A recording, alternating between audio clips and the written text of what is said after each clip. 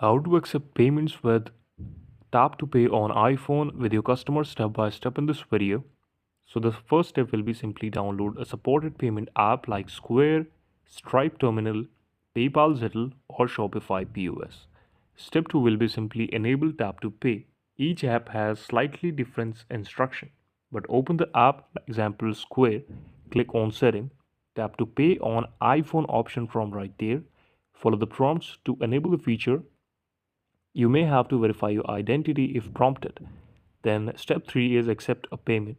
Enter the amount you want to charge, then choose tap to pay or contactless payment. You simply have to enable that payment option on your setting of your platform where you're accepting the payment. Now, ask the customer to hold a contactless card near the top of your iPhone. Once the payment is read, it will process and confirm automatically. You can offer a receipt via email or text. Step 4 will be simply receive and enjoy your money. This is the video. Thank you so much for watching this. Please subscribe the channel for watching such amazing video updates like that.